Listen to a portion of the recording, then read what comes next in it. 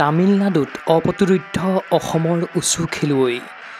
junior national উচু চেম্পিয়নশ্বিপত 14টা পদক অসম উচু সন্থাৰ শুভেচ্ছা যোৱা 26ৰ পৰা 31 জুলাইলৈকে তামিলনাডুৰ কোয়েম্বাটুৰত অনুষ্ঠিত হয় 23 সংখ্যক জুনিয়ৰ নেশ্যনেল উচু চেম্পিয়নশ্বিপ 2024 এই প্ৰতিযোগিতাত অংশগ্ৰহণ কৰিলে অসমৰ পৰা যোৱা 52 জনীয়া দলটোৱে দুৰ্দান্ত প্ৰদৰ্শনেৰে অসমৰ দলটোৱে অৰ্জন কৰিলে মুঠ 14টা পদক ইয়াৰে 3টা সোণ 2টা ৰূপ আৰু 9টা ব্ৰঞ্জৰ পদক ইয়ত শাখাৰ চান্দাত স্বৰ্ণ জয় কৰিছে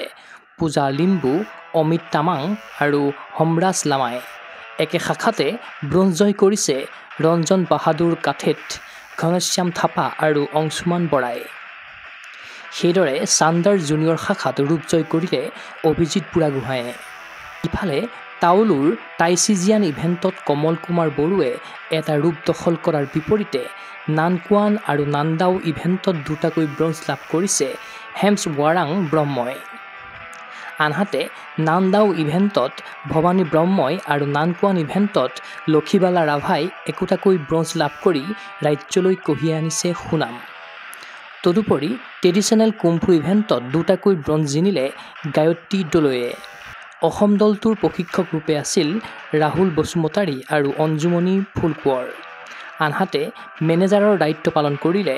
ঋতুৰাজ বিশ্বকৰ্মা আৰু পূৰ্ণিমা বিশ্বকৰ্মাই পদক জয়ীক শুভেচ্ছা জ্ঞাপন কৰিছে